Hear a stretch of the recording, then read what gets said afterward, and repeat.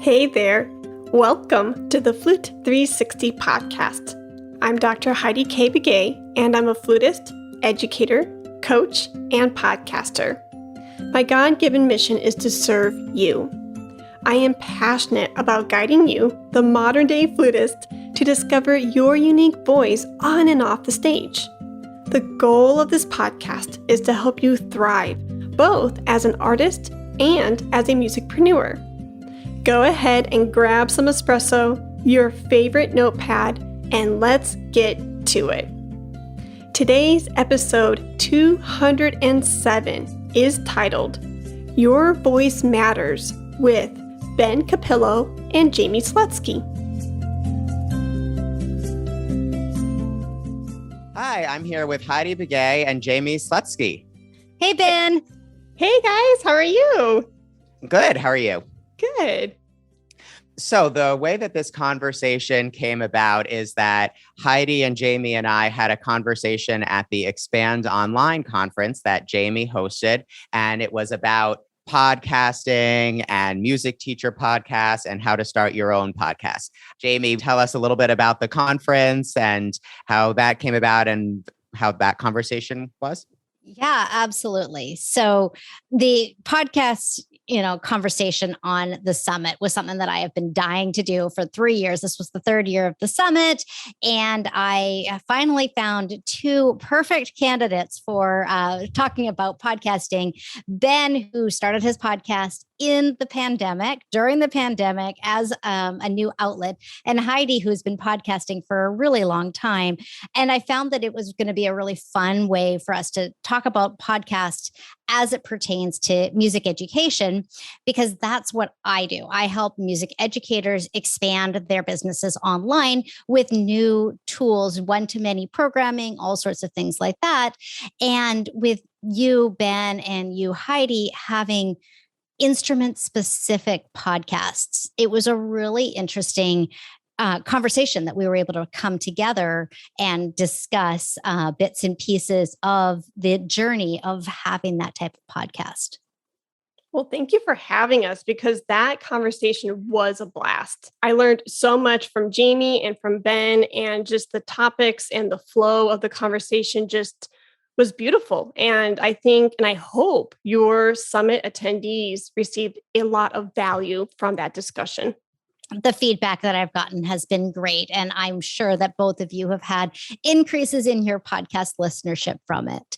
So yeah, I figure I'm going to let one of you guys ask some questions, because I was the interviewer last time around. So I'm going to kind of take a back seat here and let you run the show. Yeah. So part of what we had talked about for this episode was talking to potential listeners who might be interested in starting their own podcast, or at least want to know more about podcasts. And we would, all three of us, talk about our experiences with starting the podcast, growing a podcast, and talk about music teacher podcasts on all fronts, from the nitty gritty, from the tech to building an audience, from the concept. So I thought maybe it would be helpful to talk from the outset about some of the skepticism that some of our listeners, or that some other music teachers might experience over starting a podcast. And so if I could recreate kind of the arguments that I've heard before, it's that there are already so many podcasts out there. There are other people who are doing it well.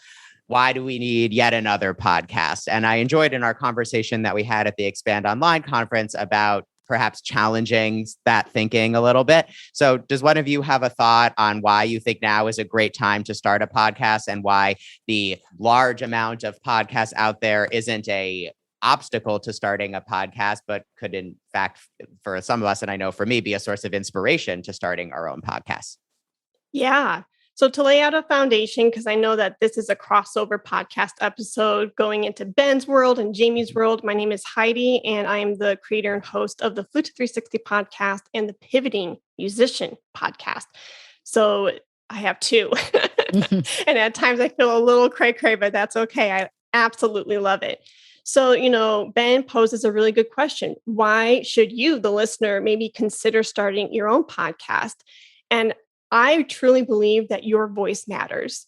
There could be millions of podcasts out there, sure. But if you look within the instrumental world, the performing world, the music educator world, there's not a lot of podcasts out there within our musicians' niche, within our community.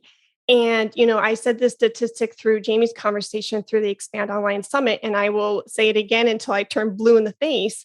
How many flutists are out there in the world? Hundreds of thousands. How many flute-based podcasts are out there? 5. And I think maybe 6. So maybe I'm not representing that number correctly. 6. 6 out of 100,000 plus flutists. Why are there not flute-based podcasts out in the world being spoken in Swahili, Spanish, French, Mandarin? The list could go on and on and on. And I have an international bug itch in my soul, and I love to travel. I love to see different cultures and countries and meet new people. And I've lived in Bulgaria, Romania, Greece, and it makes you wonder, why is there not a Greek flute podcast out there? How cool, because people from Eastern Europe or China or Africa have such a unique, different perspective than somebody from the States. And that's why I think all 3 of us are in this same space, and we can agree upon the statement that, yes, we have a podcast and we want more of you to come into our space, or this podcasting space, not just our space, but the podcasting space, because we want to hear your voice. So it goes back to my original bullet point answer. Your voice matters. Yes, absolutely. And I think that for me, one of the reasons why I say podcasting is such a great vehicle is because you can do whatever you want with it, just like you can with a course, just like you can with a website, just like you can with all of the new technology that is available. And I say new in quotation marks because it's been around for a little while. It's been around long enough that a lot of the kinks have been worked out of it, and it's faster and easier than ever to create a podcast.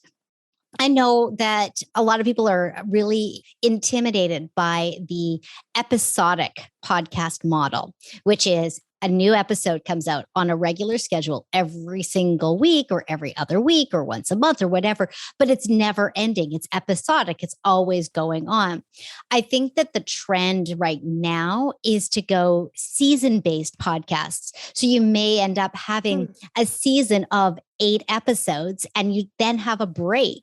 And that is, I think, one of the things that makes getting into the podcasting space that much easier because you don't have to commit to forever.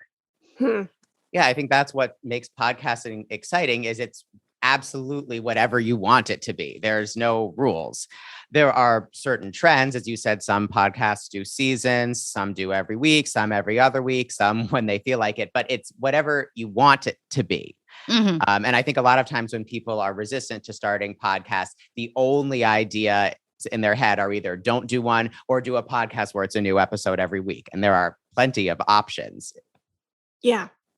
So let's turn your question, Ben, back to you. Why do you think now is the time to start a podcast? For me, I think what makes our field the strongest is when we learn from each other. And so to me, how I get better at piano teaching is hearing other people's perspectives. And like Heidi was saying, there's only 5 flute teaching podcasts. I think there's a similar number for piano. I think it's, as far as I'm aware, something like 7 or 8. I'd have to count. But every day when I wake up and I'm driving to work, I always look through all of the piano teacher podcasts and pick an episode that interests me. And I think that's how I get better at piano teaching. And I think that the more, the merrier. I think the more perspectives, the better. I mean, if we were talking about something besides podcasting that we would use for professional development, let's say books or something, we would never say, oh, there's already 5 books on piano teaching. Enough already. We want a ton of books to choose from. And so I would say the same thing for piano teaching, and I assume flute teaching. I think our field is strongest when everyone's voice is out there and you have a massive slate to choose from and you listen to a bunch and you figure out what works well for you. I love that book analogy. That is so true. We don't go to the bookstore and say, oh, another thriller or, oh, another romance. And that has nothing to do with the nature of a book versus the nature of a podcast. It's just that podcasts are newer. Right. I love that. Yeah. You also made me think that there's something about a podcast that's living and breathing that's not the same as a book. A book, once it's written and it's published, it's out there. Yes, you can have revisions. You can have a new version. You can have other things like that. But with a podcast, if I wanted to add something to episode 82, I could go and add a little bit to episode 82, and episode 82 would suddenly be updated for everyone.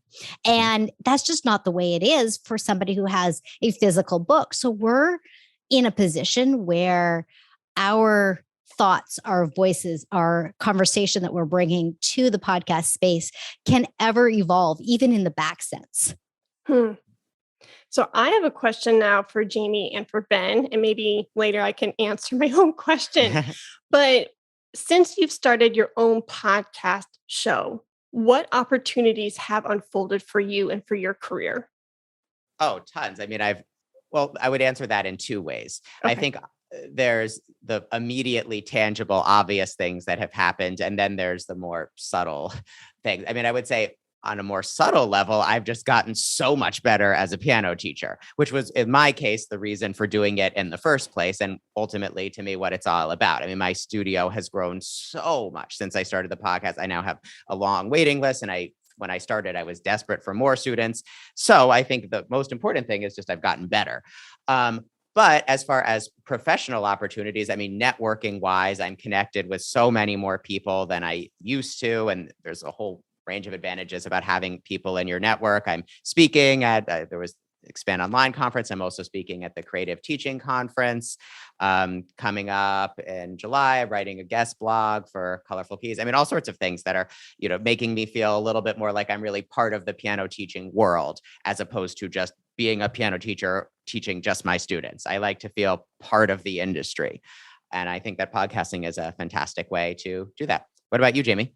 Oh, I love that answer, Ben. That just inspires me so much because my podcast, unlike yours, is really a business podcast for music teachers. I mean, that is really what the goal of it is. And so my podcast has provided me the opportunity to dig into teaching modalities. It's helped me learn more about different instruments. As you guys both know, and my audience knows, but maybe your audiences don't know, I am not a music teacher. I haven't played a musical instrument in over 30 years. I'm dating myself here, obviously, but that doesn't matter. And that's the thing that I think is really cool also, is that just because I have chosen to work with music teachers doesn't mean that I am less than or superior than or anything else. Like there's no comparison between me and my audience but from my perspective or from their perspective on a musical front. And I feel like one of the biggest things that I've gotten out of the podcast is by showing how unique we can all be, how unique and how much better the industry is, the music education space is, because we allow other voices in. Mm-hmm. And I think that one of the things that when I first started working with music teachers that I didn't know was how everything was so built in habit. Everything was the solo private lesson, and it was the holy grail. It was the only thing. And here I am, this, techie coming in saying, no, you don't have to do private lessons if you don't want to. You can do this, you can do that. And I just like watching the evolution and watching the maturity and opportunity that people are actually grabbing onto now. Just like you guys. I mean, you guys have both created podcasts with music in mind, with music education in mind, and and appreciation and everything else that just showcase how powerful it can be for all of us. And I listen to far more music podcasts now that I have a podcast that attracts music teachers than I ever did before. And I think I am better for it from a spiritual level because I've tapped into music as a spiritual vehicle like I had never done before. So thank you. I have to say thank you to everybody who creates these amazing music podcasts. Heidi, what about you? How has your podcast helped you grow in the business? Yeah, first and foremost, I loved both of your answers so much. The listeners cannot see this, but I'm over here like jumping up and down and being so giddy and like clapping, air clapping, not to disturb the audio. But yes, yes, yes, to the umpteenth degree. And I think we're all saying the same thing. It's providing us opportunities, new opportunities. And for myself, I will second that because my career looks completely, I don't think I can underline that word enough. My career looks completely different because of my podcast. It literally was, I believe, since we're talking about spiritual things, not to ruffle any feathers, but I really feel like my podcast was this divine intervention because I got that doctorate. I was under this idea oh, you need to get that traditional job by applying through your traditional means, applying and putting your CV out there. And it was not happening for me. It just was not, because the jobs are starting to decline and those opportunities are starting to fade away. And then finally, after hundreds of applications, I was given a job in China. And because of COVID, bye-bye job. So what do? So for 2 years, I was nurturing this podcast in the background, and I said, all right, let's blow this baby up. And that was my vehicle for getting my voice out there, for me meeting the right people, for networking, because Ben had said earlier, networking, for me building this beautiful orbit of people who really were interested in my ideas and the things I wanted to put out there, and opportunities unfolded. My flute studio, I was able to get students, coaching clients. I was able to build 3 digital courses. I was able to present at, I can't even count how many online summits, probably like easy 10, 20 within the last 2 to 4 years.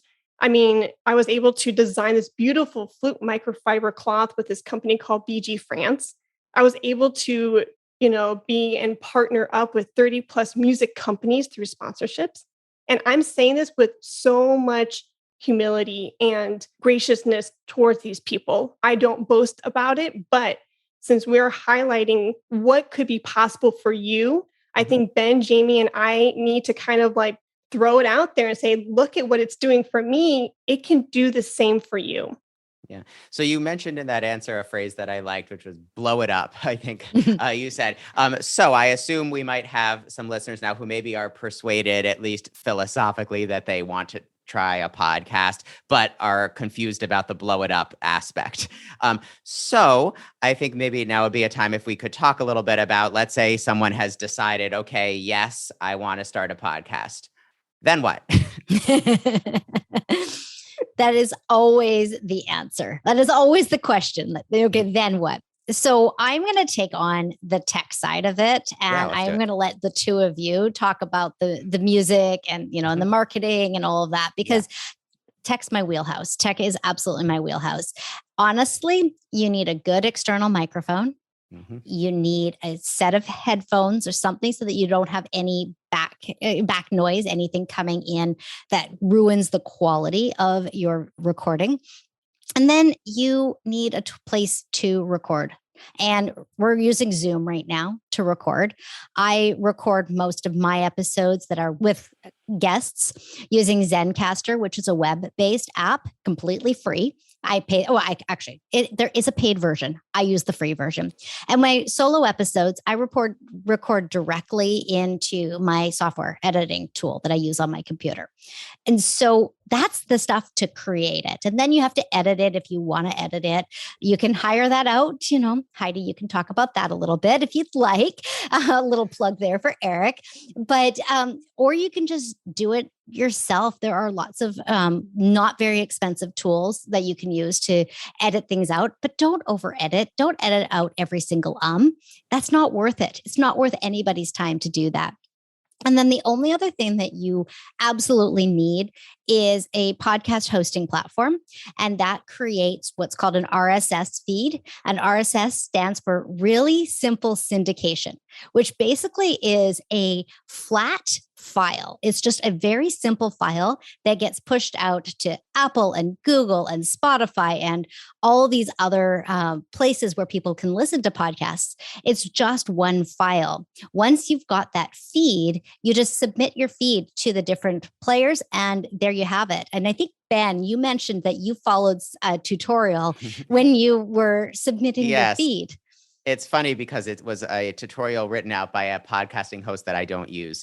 Buzzsprout has an article. If you just Google Buzzsprout, how to start a podcast, there is a gigantic step-by-step guide that goes through everything extremely systematically. And honestly, my process for starting was just going through that. Even though I use Squarespace instead of Buzzsprout, I really liked that one article because they lay it down very simply.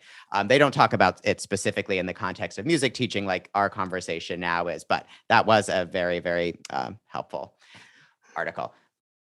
Anything else on the tech front? Really?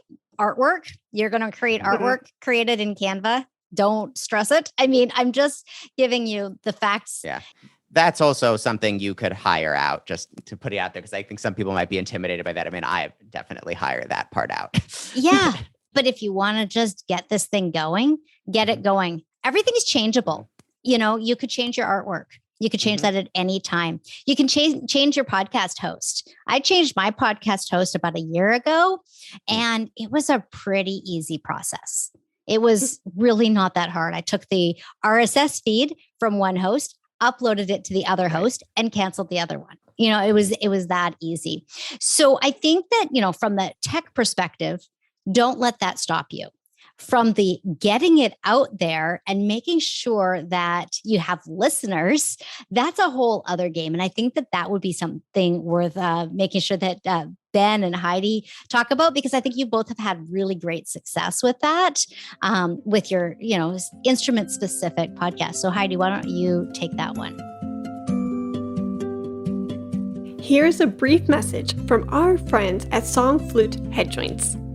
The founder of the Song Flute Head Joint Company is Young Chon Song, and he's had a remarkable career as a teacher before he began making head joints.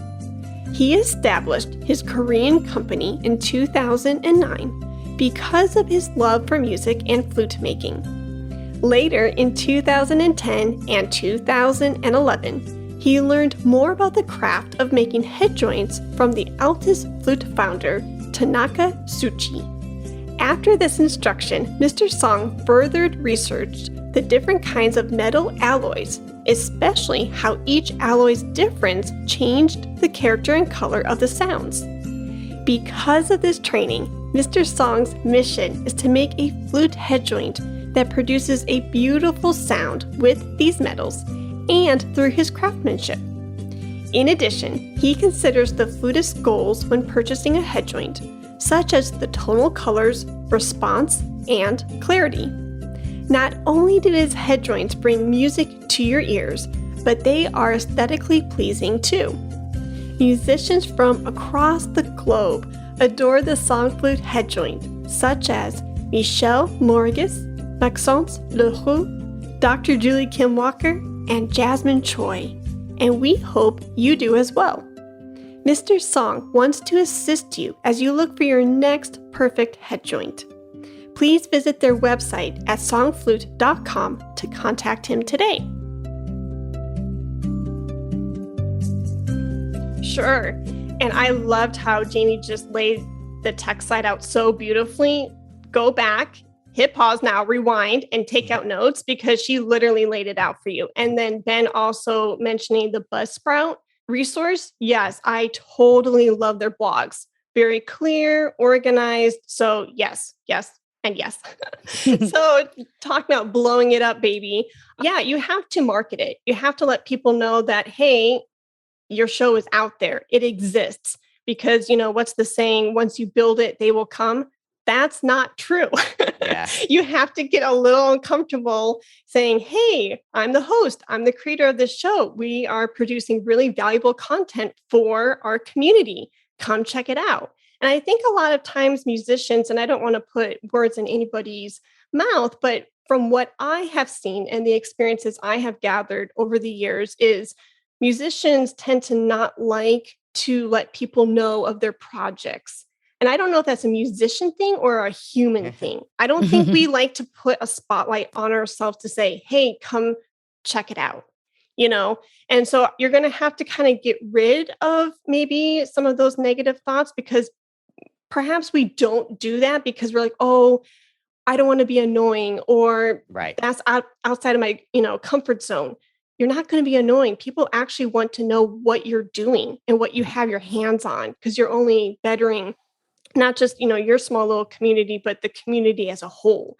So that's my first thing that I want to put out there is like, let people know. That's what marketing is, right? And that's how you gain a listener base.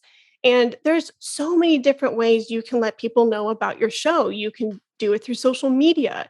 You can do crossovers. So by me coming onto Ben's show and coming onto Jamie's show and vice versa, we are now tapping into their audiences, right?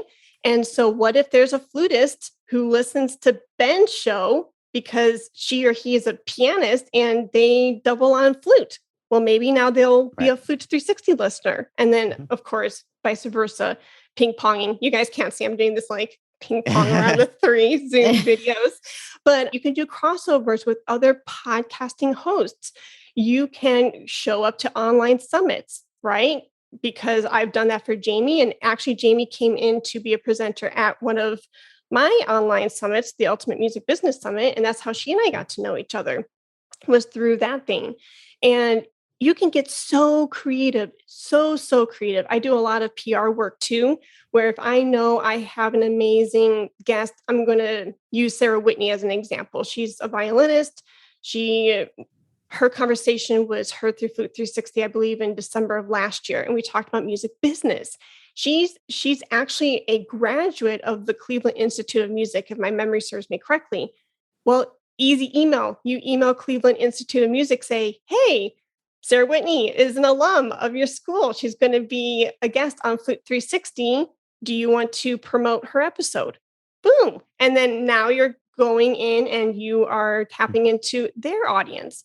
So the possibilities of marketing are endless. You can be so creative in this space, and you don't have to have a marketing degree. You can take marketing classes, and I highly recommend that, but you learn as you go. And I think that's a key nugget that I want to highlight with Jamie's answer too. You learn as you go. None of us, even probably Jamie, well, probably more so Jamie, because she's more on the tech side of things. We didn't have all the answers up front when we started the podcast. We didn't have all the answers of, is it going to be episode based, season based? What is our graphic going to look like on the album art? How are the show notes going to look? How the heck do I navigate a media hosting site? You learn as you go. And so that's something that I want to throw out there in regards to encouragement for those who are considering a podcast. Yeah. I would like to stay on this marketing point a little bit, because I think this is so important, and this is how you reach audiences. There's 2 things I kind of want to talk about here, both of which could trigger gigantic long conversations, but we'll try to keep it curt. First is, you mentioned social media advertising, and this is something where I've learned over the course of my time promoting podcasts, there are definitely better and worse ways of doing that. Like, not all ways of social media marketing are created equal. And I'd definitely be interested in hearing from either of you if you found specific social media sharing strategies to be better than others. But if I could say just what I've found,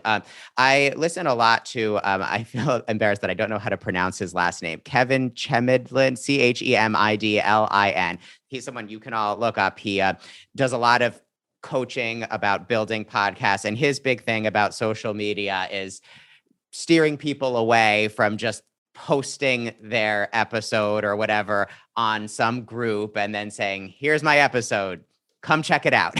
And just sort of that direct self-promotional route. And what he suggests doing, which I've tried to do a little bit and has been very helpful, is 15 minutes a day of what he calls social media engagement, which is you go to the areas where you think your listeners will be and you engage with what they're saying. And then the idea is, if you do that regularly enough, people will sort of realize, oh, this person seems interesting. I wonder what they're all about. And then they'll find your podcast that way. Or maybe you talk about your podcast if you're responding in a thread where an episode you did relates to that, but it should be engaging with other people as opposed to just posting your episode and saying, come get it. That's, in my experience, has been a lot less successful on social media. Absolutely. I 100% agree.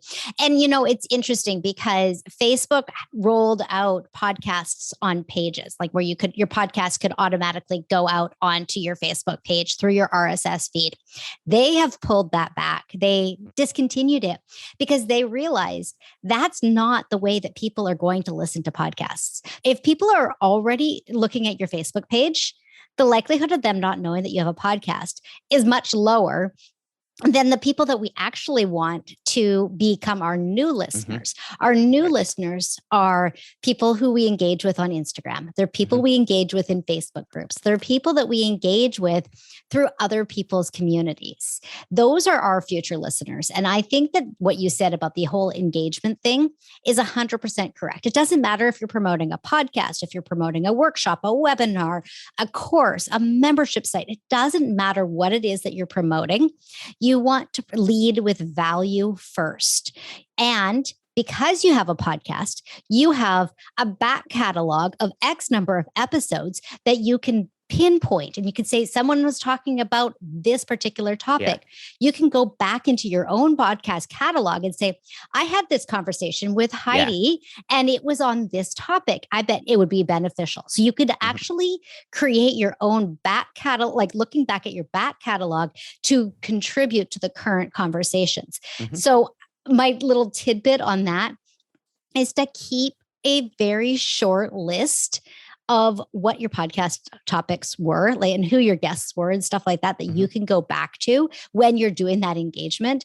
Because I will tell you, when I think this is episode 220 something, or maybe 230 something of the Expand Online podcast, being able to remember what episode it was that I spoke about a certain thing on, it's a grueling task. So having that spreadsheet makes it so much easier for me to be able to go back and point people to something that's going to be relevant to them from within that engagement conversation. I love it. Yes. And I'm so glad, Ben, that you brought us back to that keyword engagement. You can post all day long and saying, hey, I have episode 200 out, 201 out. It's going to fall on deaf ears if you are not social on social. You have got to engage, start up conversations. You just have to. That's the whole point of social media. So yeah, building those relationships is so key. And then going back to what you just said, Jamie, about like the backlog, I do that all the time. And you could see just now, I even said, Sarah Whitney and I talked about music business. We weren't talking about music business per se, but I was using it as an example for PR work and how to get your content out there. It's so crucial. And even when you're having a conversation with a guest in the moment, and they bring up, like for me, because my world is flute, when they bring up another flutist's name and they say, oh yeah, Robert Dick really influenced me highly when it came to extended technique for the flute. Like, oh, which by the way, Robert Dick is episodes 89 through 93. And I really think those are his numbers, because I have to spew out guests' names and their episodes all the time because I want to do this kind of crossover and saying, hey, if you really like today's, information and you want more information on XYZ, boom. And rattling off those episode numbers is starting to become a part of my daily, weekly routine. But yeah, no, I just love everything that you guys are saying. Another topic related to marketing that might seem like a distinct topic, but as I've learned, and I'm sure as Heidi has probably learned, are more integrated than you might think, is monetization and marketing. Because what I've learned, and also that Kevin Chemidlin guy I was mentioning is really key on, is that the point of monetizing the podcast is not only just to, of course, make money, but monetizing it in a way allows for more marketing opportunities when you have some kind of a budget to work with. I'd be interested in hearing Heidi's perspective on this, because I know you run this group called the Podcasting Musician, and you give coachings on other podcast hosts about if they want to work towards marketization and sponsorship. So I'd be interested in hearing your thoughts on what you feel the relationship is between monetization and marketing. Oh, yeah. I couldn't agree more. When I receive a corporate sponsorship from a particular month, I use a certain percentage of that check towards future marketing campaigns. It's just, it keeps going. I don't put the whole thing in my pocketbook because now there's more opportunities for me to tap into a new audience. And if I want to grow Flute 360 or the pivoting musician, then I need to keep putting money back into those podcasts. So case in point, I'm doing a current partnership with Austin Pantsner through his health-based business and also Song Flute Head Joints. And from those two checks, I divvied up where I need to, allocate the money for here, there, wherever. A good 25, if not 40% of those checks went into future flute festivals. So I did a flute festival in May, just recently at the Texas Flute Society, and I put a certain percentage of those checks actually into an ad for the National Flute Association and their conference that's going down in August. So it's putting money back in for sure. So good. Yes, absolutely. Sorry, I stepped on you, Ben. Go ahead and talk. I was going to say, the other thing I would say that I've noticed is when people have some kind of a financial, I don't want to say stake, but if somebody has given you money for whatever reason, whether it's a company or an individual who runs an ad or whatever, now they're also tied to your success. And so they are more likely to market your episode and they'll have a fan base and they have some skin in the game because they gave some money for your podcast. So it opens up advertising opportunities. And as you mentioned, which I think is so important, is there's a cycle to it. If you get money and then you allocate some of that money towards marketing, then it keeps building and building. And so that's why I do feel that marketing, that fundraising is important, as I mentioned, not just for your own bank account, but to help grow the podcast. Yeah. Monetization of a podcast doesn't mean making money by taking listeners to a specific product that you offer or that you sell. You can do monetization through exposure. I mean, like when somebody wants exposure to your audience, that is a perfectly valid way to monetize your podcast. If you never sold a thing to your audience, but you just made your audience available to these other companies that you believe in, you are both winning. I mean, that could be a very successful monetization strategy. And then, if you said, you know what, I want my podcast listeners to do this with me. I want them to join my membership site. I want them to take my course. I want them to do whatever it is. I think that the key is understanding what you are monetizing and how you are monetizing it. Is your podcast a vehicle to your business, or is your podcast a business that is a vehicle for other businesses? I mean, and that's kind of like where, Heidi, you do a lot with corporate sponsorship and things like that. And I think it's fascinating and amazing. And I think that that's a great way, once you've done the good marketing and you get the word out there that your podcast is a quality podcast, then you are able to bring on those corporate sponsors. And corporate can be used fairly loosely. It doesn't have to be, it doesn't have to be Gibson guitar. Nope, it does not. And I'm so glad you brought up that point because, well, even Gibson guitar, there are people there on the marketing team who probably want to work with somebody like you. Even though it's a huge name, and I know exactly what you mean, Jamie. Oh, Gibson guitar, and that's such a huge name. Who am I? I'm just a small flute teacher in Forney, Texas, right? Who am I to reach out to Gibson guitar? Come to find out, I mean, the numbers need to be there. The engagement needs to be there. There needs to be a win-win with both brands, right? But don't underestimate your value to Gibson. There are a lot of big name corporations who want to work with, I'm doing air quotes, with the average podcast host. They want to work with people within the community who are making a difference. But you are right, Jamie. I'm not playing devil's advocate here. You are right. It doesn't have to be the big Gibsons, but don't underestimate yourself because you could really partner up with a Gibson company and it could completely blow your mind. I mean, literally, and I said flute teacher of Forney, Texas. That's where I live, a little town outside of Dallas in Forney, Texas. And I worked with some of the big name flute companies in the industry. And I never, ever, ever thought it was possible for me in my career.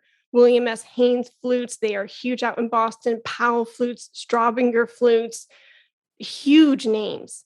And I'm pretty sure younger Heidi, approaching these companies thought, who am I? And I probably let imposter syndrome get in the way a little too much. But I, at some point, had to hush that voice and say, you know what? I have something valuable to bring to the table. And let's see if there is a win-win. Let's see if there's a possibility for partnership. And sometimes you will get the no. And that's unfortunate. That's okay. But sometimes those no's lead to yeses later. I've received no's from huge companies years back, and then fast forward, they come to me and say, you know what? It wasn't right at that time, but can we partner now? Probably a good 50% of my corporate sponsorships have come from scenarios just like that. Isn't that so cool? That's So awesome. even if you're afraid of a no, just tell yourself, I don't see it as a no, I see it as a maybe, or there's room to open up that door, in a future season. If I could ask a question about that, I know you talk a lot about the strategies for exactly how to secure a corporate sponsorship and how to present yourself and all of that sort of stuff in your group meetings that you host and your private sessions, and there's a whole art to it. But if I could ask a basic question, is the way that you initiate these, when you were saying approaching a company, through a cold email? Well, sometimes it can be cold, but those are a lot harder to convert. Okay. Because you're knocking on someone's door and just saying, hey, I'm meeting you for the first time, write me a check.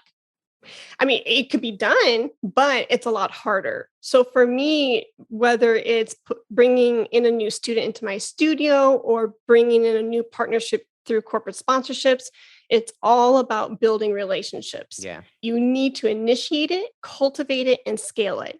So if that foundation is not there, if they don't trust you, if they don't trust the product or trust the tier that you're offering them, if they don't know you, it's a lot harder to write $1,000 check to a stranger than it is to somebody who you've communicated with and gotten to know over time. And it doesn't have to be years.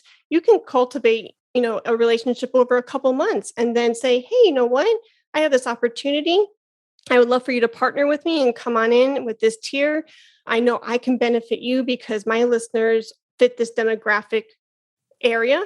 And I know you are targeting those people, in a very genuine way, right? Like, these are your ideal clients. And I have your ideal clients listening to my podcast, right? And so let's find that win-win. What tier would work well for you? So you can do cold, but I completely advocate for building those relationships first. It's like what we were saying about marketing earlier, that engaging on social media is better than just out of the blue promoting something just by itself. So earlier in that answer, you were talking about making sure that the company trusts your product, and you need to make sure you have a good product out there. So maybe this could be a good time for us to turn to how to, for lack of a better term, make your podcast good.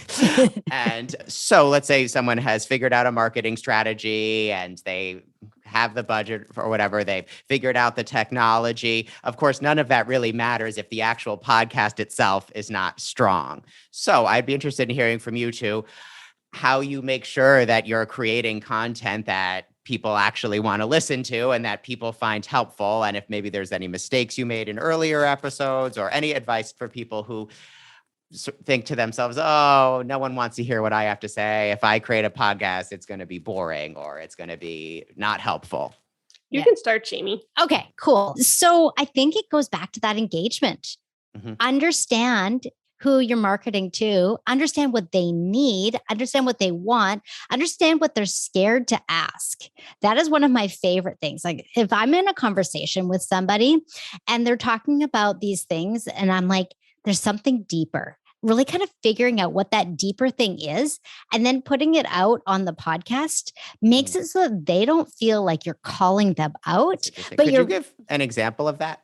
Yeah, I had somebody I was talking to about, just trying to remember about email marketing. Okay. Like, I mean, that's something that I talk about all the time, but about email marketing, it's like, okay, great. I'm going to grow a list. And then what? They don't want to ask, okay, then what do I send to this email list? Like that is such a common question that people are like, well, I should know what to send to these people. Like they're my, perfect. But people don't always know what it is that they should be sending in those weekly emails or in those emails to get engagement and stuff. So I've gone ahead and I've created podcast episodes or some other form of, communication. I might have actually just sent it out in an email, like an email about emails and things like that. But just like going a little bit deeper. Okay. So we have a strategy, like they know what they're doing, but then they don't know what step 2 or step 3 might be. And they're scared to ask because they're at that earlier stage. And I think with both of your podcasts and with anybody who's listening, who's thinking about starting an instrument specific or a modality specific podcast, think about where you've stumbled. Think about where you got stuck. Think about what it took to pull up the bootstraps and try again. What did it look like when you went and found a new teacher? What did it look like when you fired a student? What did it look like when you realized that your instrument was out of tune? Like, think about all those things that are really like that helped shape you to who you are right now. That is what goes on your podcast. And it could be solo episodes. It could be interview episodes. It could be a hybrid of both of them. There's no rules on that, but just really think about what it is that made you you. What would you say, Heidi? Yeah, no, I couldn't agree more, Jamie. That was amazing. And yes, think about your struggles, think about your journey and your pain points. And then to bounce off of that idea, maybe do some deep dives with your current podcast listeners. Ask them, what are they going through right now? Because, we've talked about this through Jamie's summit and that conversation. But if my listeners are on path A and they're really struggling with points A, B, and C on that path, but I'm over here on path B and I'm talking about, D, E, F. I lost where I was in the alphabet there. But if I'm thinking about and I'm focusing on this target over here, but they're over there, then I'm missing the point and I'm not delivering value to them that they need within that season. Now that can change, seasons change all the time. So I try to do a deep dive with maybe 3 to 5 of my podcast listeners once a quarter. So every 3 months, I will say, all right, Jane, Joe, Sam, will you like to do a 30-minute deep dive with me? And in exchange, my gift to them is, you get a Flute 360 cloth, or you get a free 30-minute coaching call with me. I want to return the favor. And I'm asking them, what are your pain points? What are your struggles? And then something, within whatever topic I'm thinking, like within teaching in your flute studio, what are you struggling with right now? And we go deep. Like, I need to know where those pain points are. I want to know their hopes, dreams, and aspirations so I can give them, like what Jamie said, I can give them value to help them get from point A to point B. And I will wash, rinse, and repeat for the next quarter and see where they are. So that way I can continue to give them that value. And Ben, what about you? I feel like Heidi and I have been talking a lot. Well, for me, I definitely relate to what you were talking about as far as think about what works for you. What I think just differentiates me from many other people who host podcasts is that when I at least first started, and I think even still to an extent today, I really wasn't a piano teaching specialist. And I think I was in some ways the same as my listeners in that I didn't come into this with any kind of special credentials as a piano teacher. I don't have a degree in piano performance, although I've been doing a little speaking at conferences more recently. I definitely didn't do that, at least when I started out. I mean, we could go down the list of things I have not done. I really think I'm just a regular piano teacher. And so I think for me, when I interview people on the podcast, I think about what I want to know from them as just a normal, not generic teacher, but as a teacher who's probably struggling with the same things that many of my audience members are. And so I think the episodes I've done that work the best are the ones where I try to be very humble and really just ask them what is beneficial to me and talk about struggles I have. And I try to be relatable and not put any distance between myself and my audience. And I think that's one thing that's exciting about the podcast space is there's room for both. There's room for podcasts by people who are absolute connoisseurs of music teaching and know every single education theorist and have published in every magazine and are imparting their wisdom. But then there's also room for people like me who are more, just ordinary, everyday piano teachers who want to learn more and take anyone who wants to along for the ride. So I think it's exciting that the podcast space has room for both.